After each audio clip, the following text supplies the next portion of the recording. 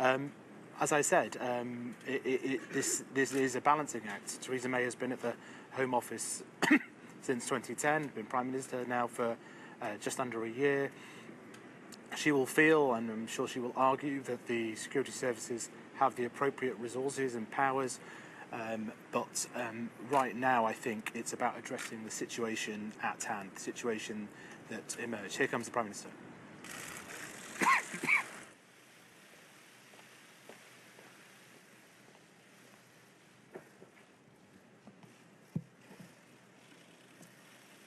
Last night, our country fell victim to a brutal terrorist attack once again. As a result, I have just chaired a meeting of the government's emergency committee, and I want to update you with the latest information about the attack. Shortly before 10:10 yesterday evening, the Metropolitan Police received reports that a white van had struck pedestrians on London Bridge. It continued to drive from London Bridge to Borough Market, where 3 terrorists left the van and attacked innocent and unarmed civilians with blades and knives. All 3 were wearing what appeared to be explosive vests, but the police have established that this clothing was fake and worn only to spread panic and fear. As so often in such serious situations, the police responded with great courage and great speed. Armed officers from the Metropolitan Police and the City of London Police arrived at Borough Market within moments and shot and killed the 3 suspects. The terrorists were confronted and shot by armed officers within 8 minutes of the police receiving the first emergency call. 7 people have died as a result of the attack, in addition to the 3 suspects shot dead by the police. 48 people are being treated in several hospitals across London. Many have life-threatening conditions. On behalf of the people of London and on behalf of the whole country, I want to thank and pay tribute to the professionalism and bravery of the police and the emergency services, and the courage of members of the public who defended themselves and others from the attackers. And our thoughts and prayers are with the victims and with their friends, families, and loved ones. This is, as we all know, the 3rd terrorist attack Britain has experienced in the last 3 months. In March, a similar attack took place just around the corner on Westminster Bridge. 2 weeks ago, the Manchester Arena was attacked by a suicide bomber. And now London has been struck once more. And at the same time, the security and intelligence agencies and police have disrupted 5 credible plots since the Westminster attack in March. In terms of their planning and execution, the recent attacks are not connected. But we believe we are experiencing a new trend in the threat we face, as terrorism breeds terrorism, and perpetrators are inspired to attack, not only on the basis of carefully constructed plots after years of planning and training, and not even as lone attackers radicalized online, but by copying one another and often using the crudest of means of attack. We cannot and must not pretend that things can continue as they are. Things need to change, and they need to change in 4 important ways. First, while the recent attacks are not connected by common networks, they are connected in one important sense. They are bound together by the single evil ideology of Islamist extremism that preaches hatred, sows division, and promotes sectarianism.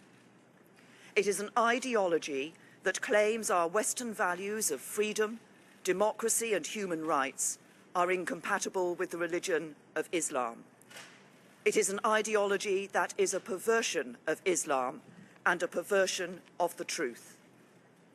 Defeating this ideology is one of the great challenges of our time, but it cannot be defeated through military intervention alone.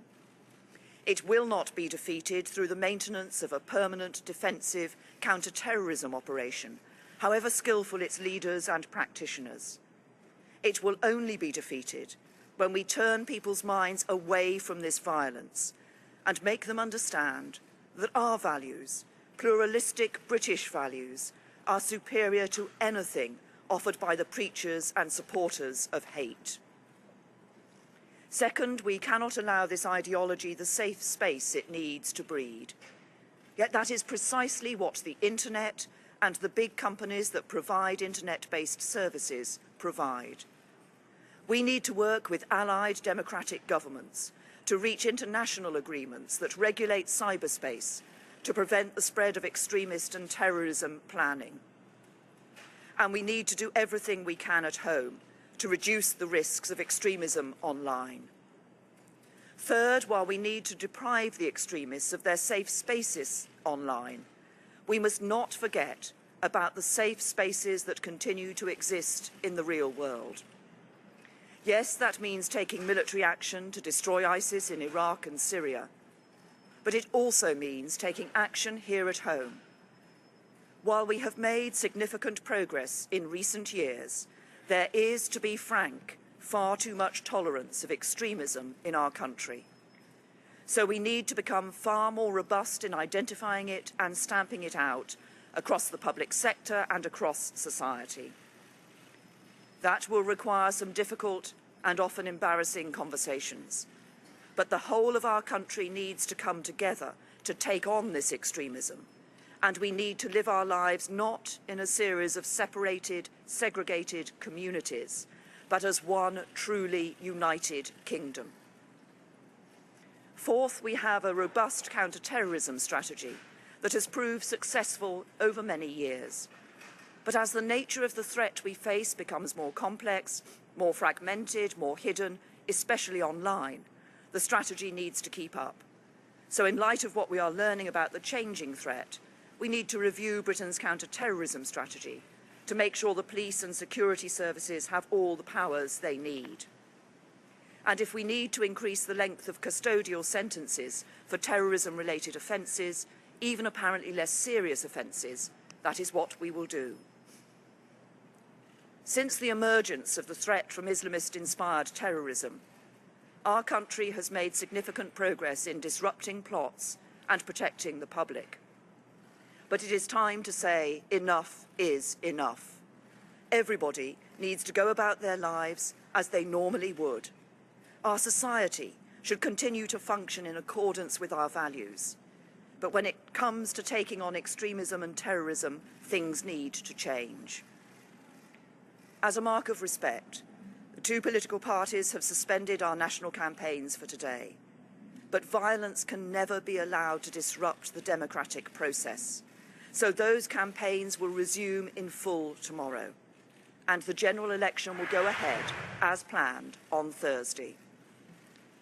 As a country, our response must be as it has always been when we have been confronted by violence. We must come together, we must pull together, and united, we will take on and defeat our enemies.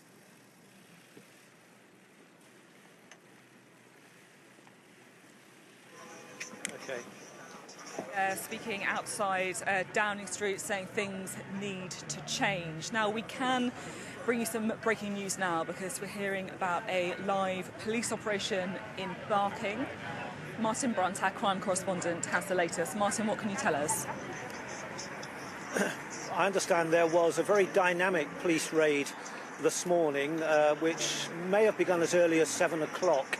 I don't have full details, but it's centred on a block of flats in the Barking area. That block of flats is now taped off by police.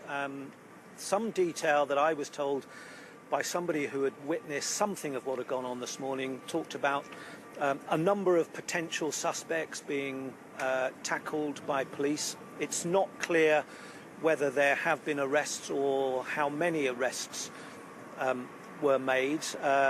One witness talked about seeing women wearing burqas as part of a group that police were at the very least talking to, but I'm told that there were a lot of police involved in the raid, and it seems pretty clear that this is connected with the attack last night.